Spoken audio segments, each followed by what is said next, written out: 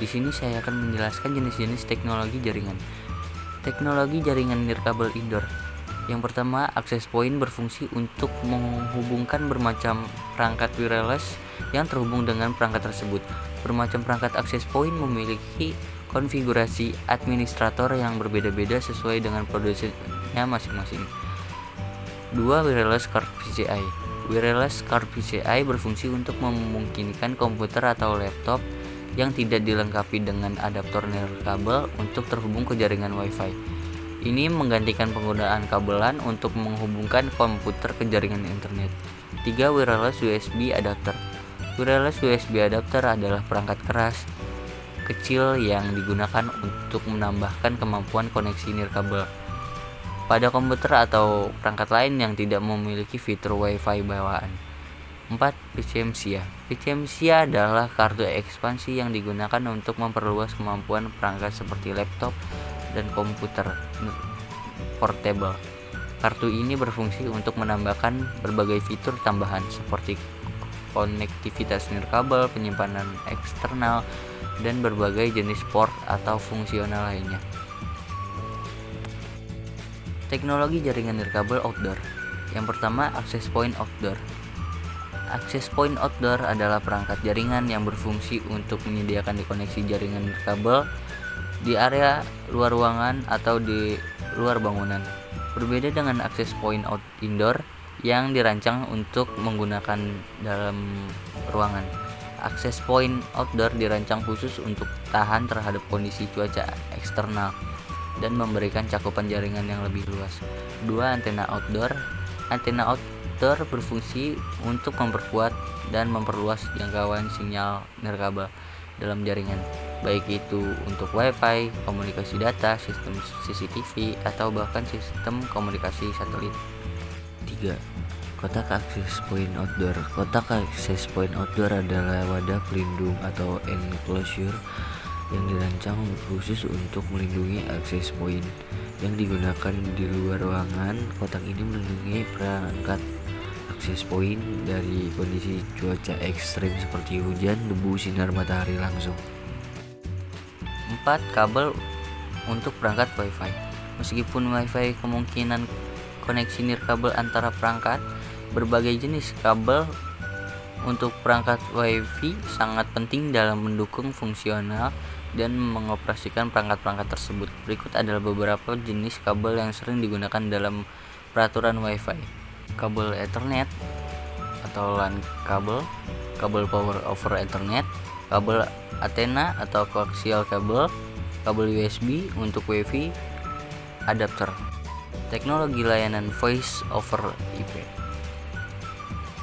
atau VoIP. VoIP adalah teknologi yang memungkinkan komunikasi suara melalui jaringan internet, menawarkan biaya rendah, fleksibilitas, dan berbagai fitur tambahan dengan menggunakan paket data dan internet untuk mentransmisikan suara. VoIP telah menjadi pilihan populer baik untuk individu maupun bisnis. 3. Jaringan fiber optik. Jaringan fiber optik adalah teknologi komunikasi yang menggunakan kabel fiber optik untuk transmisikan data dalam bentuk cahaya dengan kecepatan yang sangat tinggi, kapasitas bandwidth besar, dan bertahan terhadap gangguan elektromagnetik.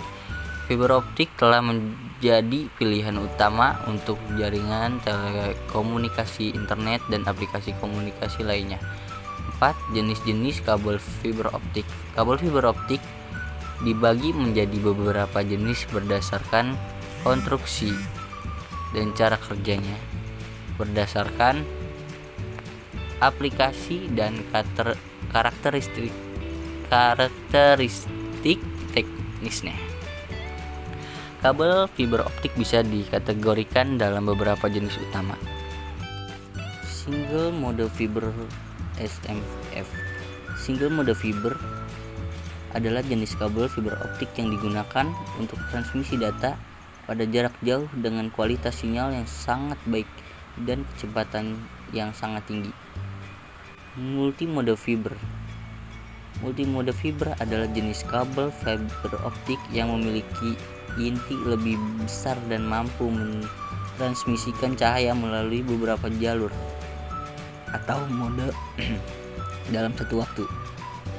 MMF lebih terjangkau dan mudah dipasang dibanding dengan single mode fiber. Kabel fiber optik armored memiliki perlindungan tambahan berupa lapisan baja atau material lainnya untuk melindungi serat optik dari kerusakan fisik atau potensi gangguan mekanis. Kabel fiber optik outdoor dirancang khusus untuk penggunaan di luar ruangan, biasanya tahan terhadap cuaca ekstrim, kelembapan dan suhu yang sangat tinggi atau rendah. Kabel fiber optik indoor. Jenis ini lebih ringan dan lebih fleksibel dibanding dengan kabel outdoor serta dilindungi oleh lapisan pelindung yang sesuai untuk penggunaan di dalam ruangan. Kabel fiber optik simplex. Kabel ini hanya memiliki satu serat optik sehingga hanya dapat mengirimkan data dalam satu arah pada suatu waktu. Kabel fiber optik duplex memiliki dua serat optik yang memungkinkan pengirim data dalam dua arah secara bersama. Umum digunakan untuk aplikasi komunikasi dua arah seperti panggilan suara dan video. Kabel fiber optik ribbon. Kabel ini menggabungkan beberapa serat optik dalam satu lapisan pipi atau pita. Setiap serat optik berada dalam posisi paralel yang memungkinkan pengelolaan kabel lebih efisien. 5 fungsi alat kerja fiber optik. Alat kerja fiber optik memiliki fungsi yang sangat penting untuk pemasangan, pemeliharaan dan perbaikan jaringan fiber optik. Beberapa alat yang umum digunakan dalam pekerjaan fiber optik beserta fungsinya adalah sebagai berikut.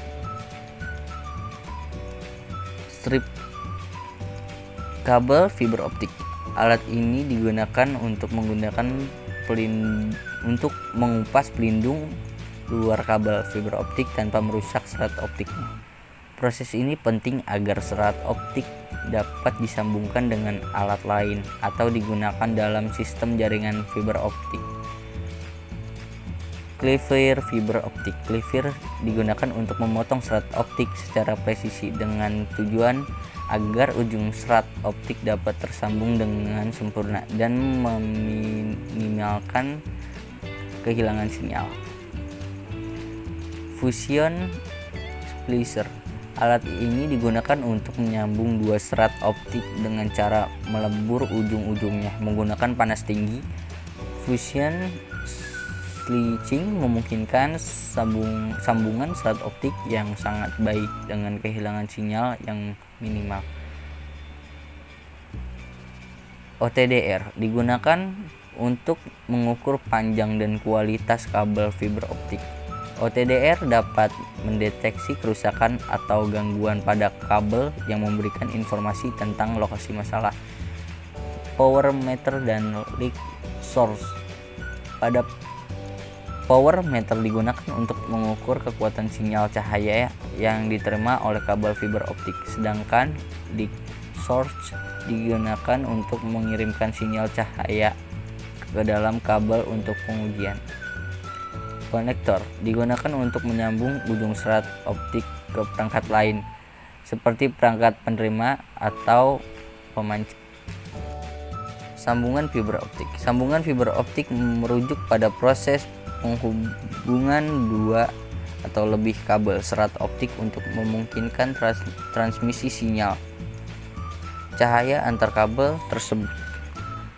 Ada beberapa menyambungkan fiber optik tergantung pada kebutuhan aplikasi dan jenis sambungan yang diperlukan. Berikut adalah beberapa metode sambungan fiber optik yang umum. Splicing adalah metode penyambung serat optik yang paling umum dan menghasilkan sambungan yang sangat kuat. serta memiliki kehilangan sinyal yang minimal. Sambungan mechanical splicing. Mechanical splicing adalah metode penyambungan serat optik yang menggunakan alat mekanik untuk menyatukan dua ujung serat optik tanpa perlu melelehkan ujung serat. Perbaikan jaringan fiber optik. Perbaikan jaringan fiber optik adalah proses untuk memperbaiki kerusakan atau gangguan pada sistem fiber optik agar jaringan dapat berfungsi kembali dengan baik. Langkah-langkah utama dalam perbaikan jaringan fiber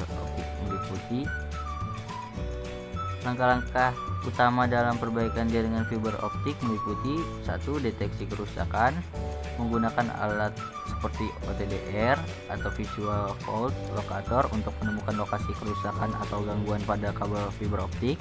2, diagnosis penyebab, menganalisis penyebab kerusakan seperti kabel terputus, sambungan buruk, atau kerusakan konektor. 3,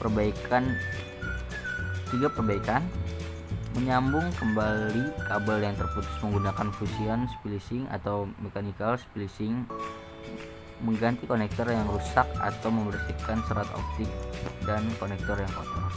Langkah-langkah utama dalam perbaikan jaringan fiber optik meliputi 1, melakukan pengujian untuk memastikan kualitas sinyal sudah kembali normal setelah perbaikan menggunakan alat seperti power meter atau OTDR. 2,